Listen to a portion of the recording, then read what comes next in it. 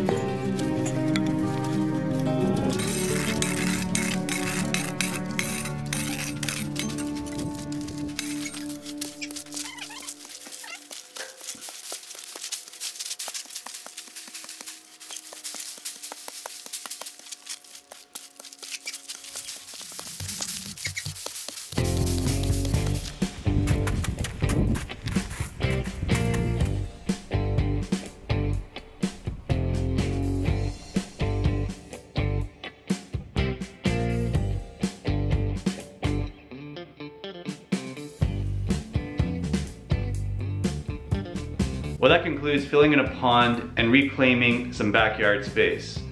I want to mention quickly that this channel is not sponsored by anybody.